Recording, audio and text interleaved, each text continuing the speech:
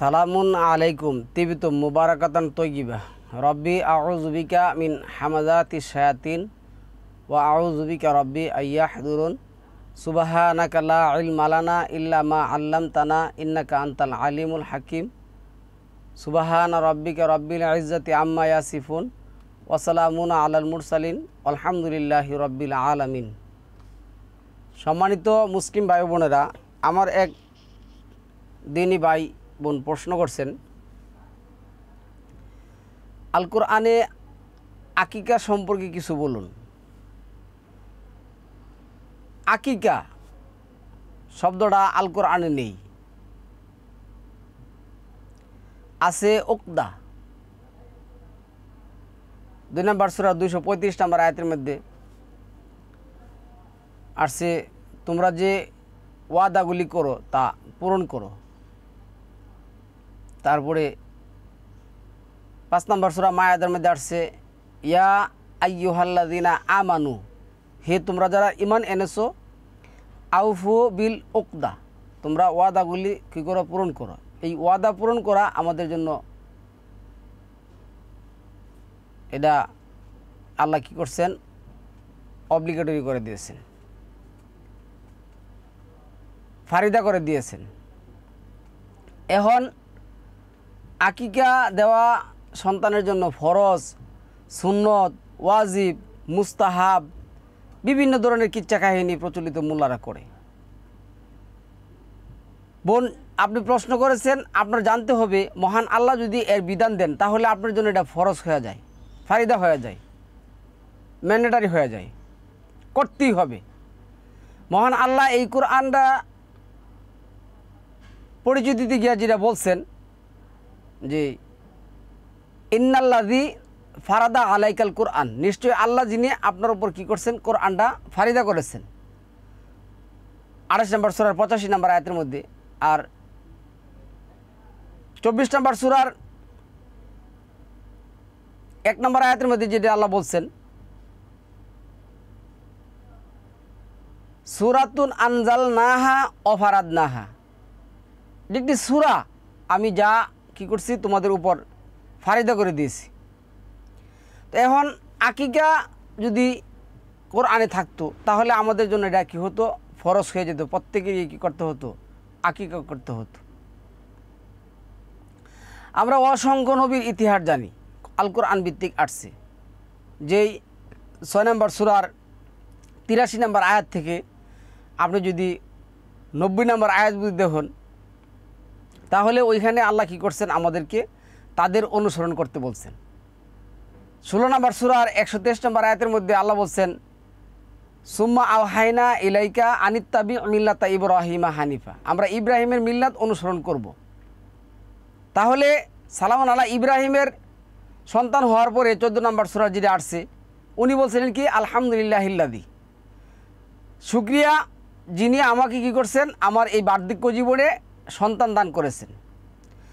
সালামুন আলা ইমরানের স্ত্রী, যখন ওনার সন্তান হলো, এই যে আপনার 3 নম্বর সূরার যে আল ইমরানের 36 নম্বর যে আয়াত আসছে, এনে বলে উনি কী বলছেন? ওয়াইযু বিহা বিকা ওয়া যুররিয়াতাহা মিনাশ শাইতানির রাজিম, আমি আমার এই সন্তানের জন্য আপনার কাছে কী করি? আশ্রয় প্রার্থনা করি বিতাড়িত শয়তান থেকে। তো আপনি আল্লাহ সন্তান দেওয়ার মালিক। 42 নম্বর সূরার 48-49 নম্বর আয়াতের মধ্যে আল্লাহ যেটা আসছে, যে আল্লাহ যে আপনাকে একটা সুস্থ সবল একটা সন্তান দিছেন, বিকলাঙ্গ দেন নাই, যে আল্লাহ দেওয়ার মালিক, দিলেও আলহামদুলিল্লাহ, না দিলেও আলহামদুলিল্লাহ আপনার বলতে হবে। কিন্তু তার জন্য তো আপনি শুকরিয়া আদায় করবেন, আপনাকে শুকরিয়া আদায় করতে বলছে। এখন আল্লাহ যদি এই বিধানটা দিয়ে থাকেন যে কি করতে হবে? আকিকা করতে হবে সন্তানের জন্য, আমরা প্রচলিত হাদিস থেকে জানি, সালামুন আলা মুহাম্মদের যে একজন দাসী ছিল মারিয়া কিপ্তি, ওনার গর্ভে একটা সন্তান জন্ম হয়েছিল। এই সন্তান জন্ম হওয়ার পরে উনি কী করছেন? প্রচলিত ইতিহাস থেকে বলছি, এটা আমাদের দলিল না, এটা আমাদের জন্য ফারিদাও না। কেন? নবীর তারাই বলে নবী যা করছে তা আমাদের জন্য কি সুন্নত। তো আমাদের জন্য যদি সুন্নত হয়ে থাকে তাহলে এখানে দেখুন সুন্নত শব্দটা আল কোরআনে নেই। কোরআনের কোথাও সুন্নত শব্দটা নেই। যেখানে আপনি যাবেন 43-এ যে আয়াত আসছে, আল্লাহ যেটা বলছেন 43-এ 69-এ, আর আমার বান্দাদের মধ্যে তারাই মুমিন যারা আমার আয়াতের প্রতি বিশ্বাস স্থাপন করে। তো ওইখানে সালামুন আল্লাহ মোহাম্মদকে যদি আল্লাহ এই বিধান না দেন যে তুমি তোমার ছেলের জন্য আকিকা দাও, 7 দিনের মধ্যে চুল কাটো, নাম রাখো, তাহলে আল্লাহ তো যেমন সালামুন আল্লাহ এই ইয়াহিয়াকে এখানে আসছে 39 নম্বর আয়াতের মধ্যে, এই আয়াতের মধ্যে আসছে সালামুন আল্লাহ জাকারিয়া বললেন যে হে জাকারিয়া, আমি তোমার কি দেব, গর্বে একজন সন্তান দেব, তোমার বংশে একজন সন্তান দেব যে আমার একটি কালিমা কী করবে, উচ্চ করে ধরবে, যে হবে সাইয়েদ। আগে নাম রেখে দিলেন ইয়াহিয়া। তারপরে সালামুন আল্লাহ মরিয়ামের পুত্রের নাম আল্লাহ আগে রেখে দিলেন। এভাবে আল্লাহ কী করলেন, নাম আগেই করলেন। ওই 7 দিনের নাম এই সেই এগুলি কিচ্ছু নাই। তারপরে যে প্রচলিত আজান শব্দটা, আল কোরআনে আজান শব্দটাই নাই। আর যেই অর্থে আজান শব্দটা আসছে ওই অর্থে কেউ ব্যবহার করে না। তাহলে আজকে সম্মানিত ভিউয়ার্স, আমরা যেটা বুঝি না, আমাদের যেটা করা উচিত, আপনার সমাধানের যা কিছু আছে আল কোরআন থেকে করতে হবে। ফরজ শব্দটা এই দেখেন, ফারদুন, ফারিদা শব্দটা যে আসছে, ফারাদা, ফারিদাতুন, বিভিন্ন অর্থে আসছে এই কথাটা। মূল অক্ষর যেটা ফারাদা, মূল অক্ষর ফারদুন, মাজদার হবে ফারদু, এরপর আছে ফারিদা তু, বিভিন্নভাবে আসছে। অত্যাবশ্যক ম্যান্ডেটরি যেটা আসছে ফারাদা, তারপর হচ্ছে ফারাদনা, আচ্ছা এইভাবে আসছে। এটা 3 বর্ণে মূল অক্ষর যেটা ফারাদা, 3 বর্ণে, এটা মাদি। আল্লাহ যেটা বলছেন এটা কিন্তু মাদি। তো মাদি হিসাবে যখন এটা আসে 2 নম্বর সূরার 197 নম্বর আয়াতের মধ্যে আল্লাহ মালিক একমাত্র আল্লাহ, এটার মালিককে আল্লাহ যেটা বলছেন 28-85-তে, এখন থেকে যে আল্লাহ যেটা বলছেন ইন্নাল্লাযী ফারাদা আলাইকাল কোরআন, নিশ্চয়ই আল্লাহ কি করছেন, ফারিদা করছেন। তো ফারিদা করার মালিককে একমাত্র আল্লাহ। আল্লাহ ছাড়া কেউ কি করতে পারে না, কোনো কিছু বিধান দিতে পারে না। 33-38 আল্লাহ যেটা বলছেন, আর আমি মুহাম্মদের উপর কি করছি, যা ফারিদা করছি, সুন্নত আল্লাহর সুন্নত, আল্লাহর বিধান, সেটা আর মুহাম্মদের করতে কোনো বাধা নেই, পাপ নেই। তাহলে মুহাম্মদের উপর আল্লাহ কি করছেন, আকিকার বিধান দিছেন, উনি নিজে পালন করছেন, কিন্তু উনি কোরআনের আয়াত কোথায়? ফারিদা যে আল্লাহ ছাড়া কেউ করতে পারবে না, 28-85, 33-38, 66 2 জিরে আসছে, কাদ ফারাদাল্লাহু লাহু, আল্লাহ তোমার জন্য কি করছেন, ফারাদা করছেন। 24-1 আমি তো বলছি। তারপরে আপনার যে 2-236, 4-23-24 ফারিদা শব্দটা আসছে, 2-237 আসছে, 33-38 এভাবে আসছে। কিন্তু সম্মানিত ভিউয়ার্স, কোথাও সালামুন আলা মুহাম্মদ বিধান দিতে পারেন তারা যে আয়াতগুলি বলে, আমি এই আয়াতগুলির ব্যাপারে একটু বলতেছি। যেমন 4 নম্বর সূরার যে আয়াতটা বলে, হ্যাঁ ওই যেটা বলে আল্লাহকে মানো, রাসূলকে মানো। তা আল্লাহকে মানতে হবে। আল্লাহ যেটা ফারিদা করছেন এটাই তো রাসূল করবেন নাকি? না, আল্লাহর বিধান একটা, রাসূলের বিধান একটা। আল্লাহ কি করেন নাই, আকিকা সম্পর্কে কোনো কথা বলতে বা বিধান দিতে ভুলেন নাই। আল্লাহ বলছেন কি 34 নম্বর সূরা 3 নম্বর আয়াতের মধ্যে, অন্য থেকে ক্ষুদ্র পরিমাণ আরও কোনো কিছু যদি থাকে তাও আমি কি করছি, এই কোরআনে উল্লেখ করছি। আল্লাহ বলেন কি, এই যে 52 নম্বর আয়াতের মধ্যে আল্লাহ বিভ্রান্ত হন না, দলালা হন না, এটা 19 নম্বর সূরার 64 নম্বর আয়াতের মধ্যে বলছেন। আবার 52-53 তো বলছেন, ছোটো এবং বড় সব কিছু এই কিতাবের মধ্যে কি আছে, লেখা আছে কি। তাইলে আল্লাহ যেটা বলছেন মা ফাররাদনা ফিল কিতাবি মিন শাইইন, এমন কোনো সাবজেক্ট নাই যা আমি এই কিতাবে কী করি নাই, উল্লেখ করি নাই। আমা মিন গায়বাতিন ফিস সামাই ওয়াল আরদ ইল্লা ফি কিতাবিম মুবিন, আসমান এবং জমিনের মধ্যে তোমাদের শরীয়তের এমন কোনো বিধান আমি কি করি নাই, বাদ রাখি নাই। আল্লাহ যে 22 নম্বর সূরা 67 নম্বর আয়াতের মধ্যে বললেন যে আর আমি প্রত্যেকটা বিধান নির্ধারণ করে দিয়েছি, তুমি তা দিয়ে তাদের দিকে কী করে রাখো। 5 নম্বর সূরার যে 44, 45 নম্বর, 47 নম্বর আয়াতের মধ্যে আসছে, যে ব্যক্তি এই কোরআন অনুযায়ী কি ফায়সালা করে না, সে কাফের, ফাসেক, মুশরিক। তাহলে এই কোরআনে যদি আকিকা থাকে আমাদের জন্য ফরজ, না দিলে কি হবে, অবশ্যই আমাদের ঈমান চলে যাবে। আর যদি না থাকে আমরা এটা করবো না, আল্লাহ আমাদেরকে এটা দেন নাই, এই বিধান দেন নাই। এখন আমি আপনাকে একটা কথা বলি শুনুন, কোরআনে যে বিধানটা নেই, এই বিধানটার জন্য যদি আপনি সারা পৃথিবীর সমস্ত যে মাযহাব আছে, তরিকা আছে, পদ্ধতি আছে, যা কিছু আছে সমস্ত মানুষের দলিল আমার কাছে নিয়ে আসেন। যে সবাই বলছে আপনি বলেন নাকি, আচ্ছা কোরআন না থাকলে এটা কি হবে বলেন তো দেখি। তাহলে কোরআনে এই আকিকা সম্পর্কে কোনো কথা বলা নেই। আপনার সন্তান হলে সালামুন আলা ইব্রাহিমের যে মিল্লাত আল্লাহ যেটা বলছেন ২ নম্বর সূরা আল বাকারার ১৩০-৩১ নম্বর আয়াতের মধ্যে, আর ওই ব্যক্তির সে কপাল পোড়া কে, মুখ পোড়া কে, অন্ধ কে, যে ইব্রাহিমের মিল্লাত হতে কি করলো, মুখ ফিরিয়ে নিল। তাহলে ইব্রাহিম কি বলছিল, আলহামদুলিল্লাহিল্লাযী, যিনি আমাকে এই সন্তান কি করছেন না দিয়েছেন, তার জন্য আমি তার শুকরিয়া আদায় করব। এটাই আমাদের কাজ, এটাই করতে হবে আল কোরআন ভিত্তিক। আপনি এই যে আজান শব্দটা আল্লাহ বলছেন, যেটা ১৪ নম্বর সূরা ৭ নম্বর আয়াতের মধ্যে আল্লাহ বলছেন ও আজানু মিনাল্লাহ, আল্লাহর পক্ষ থেকে যে আজান আসছে, কি আজান আসছে, লা ইন শাকারতুম লা আযিদান্নাকুম ওয়া লা ইন কাফারতুম ইন্না আযাবি লাশাদীদ।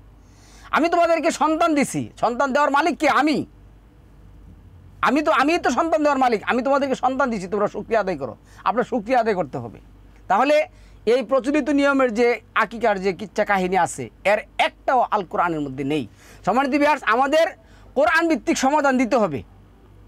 মহান আল্লাহ ৪ নম্বর সূরার ১০৫ নম্বর আয়াতের মধ্যে সালামুন আলা মুহাম্মদকে যেটা বললেন, আর আমি তোমার কাছে সত্য সহ কী করছি, কোরআন নাজিল করেছি। আমি তোমাকে যেভাবে শিক্ষা দিয়েছি, বিমা আরাক আল্লাহ, তুমি সেইভাবেই কী করো, মানুষের মধ্যে বিচার কাজ ফয়সালা করো। তাহলে আজকে সালামুন আলা মুহাম্মদের উপর যদি এই আকিকা কী করতেন, ফারিদা করতেন বা ম্যান্ডেটরি করতেন, তাহলে কোরআনে থাকতো, আমাদের জন্য এটা ফারিদা হয়ে যেত। এটা ৩৯ নম্বর সূরার যে ২ নম্বর যে আয়াত আসছে, ১৮ নম্বর সূরার যে ২৯ নম্বর আয়াত আসছে, আল্লাহ যেটা বলছে, কি বলছে, ২৯ নম্বর সূরা যেটা আলা লিল্লাহি দীনুল খালেস, দিনটা হতে হবে একমাত্র আল্লাহর জন্য। আর ১৮ নম্বর সূরার যে ২৯ নম্বর আয়াতে যেটা আসছে, ১৮-২৯ যেটা আসছে, এইখানে আমাদের যে কাজটা করতে হবে, বলতে হবে কি, সালামুন আলা মুহাম্মদ কি বলছেন, কুলিল হাক্কু মির রাব্বিক ফামান শাআ ফালইউমিন ওয়া মান শাআ ফালইয়াকফুর। সত্য আল্লাহর পক্ষ থেকে আসে, মন চায় মানো, না মন চায় কুফরি করো।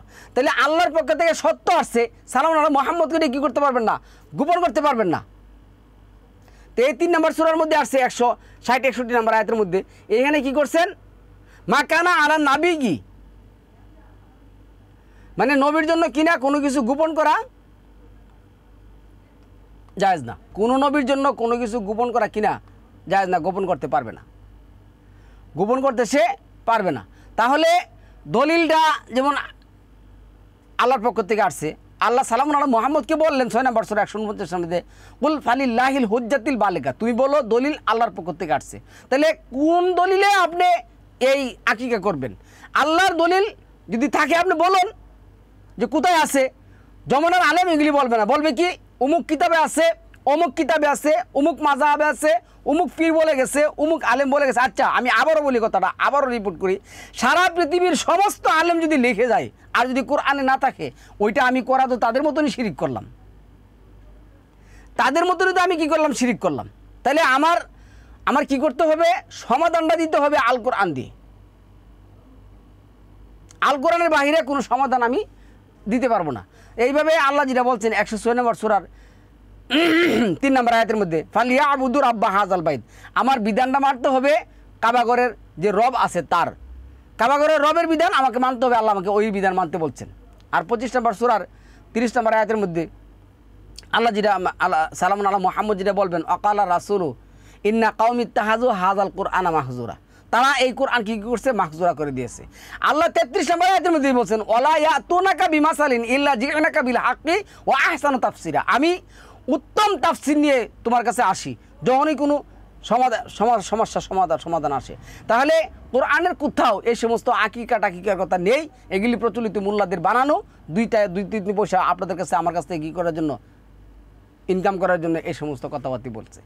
আল্লাহ যেটা বলছেন ২৫ নম্বর সূরা ৫২ নম্বর আয়াতের মধ্যে যেটা বলছেন, ফালা তুতিল কাফিরিনা ওয়াজাহিদহুম বিহি জিহাদান কাবিরা, এই সমস্ত লোকদের সাথে কি করতে হবে, আপনার কোরআন দিয়ে বিশাল জিহাদ করতে হবে।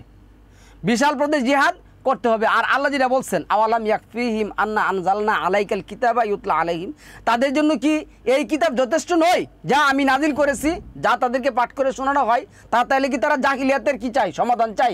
5 নম্বর সূরা 50 নম্বর আয়াতের মধ্যে। অথচ তোমার রবই হলেন উত্তম বিধানদাতা। তো আমার রব উত্তম বিধানদাতা 39 নম্বর সূরার যে 55 নম্বর আয়াতের মধ্যে বলছে তোমরা এই কোরআনটাকে কি করো,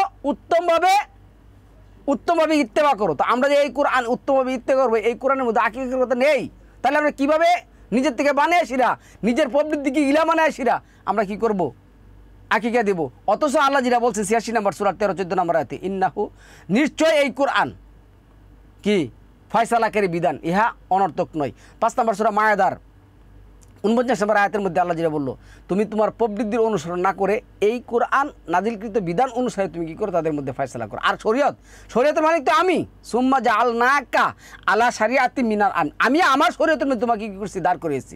তুমি এই কোরআনের প্রতি কী করো, ইমানের ঘোষণা দো। ফাতু বি কিতাবি মিসলিকুম, ওই যে মানে 42 নম্বর সূরার যে 15 নম্বর আয়াতের মধ্যে তুমি এই কোরআনের প্রতি কী করো, ইয়াদো।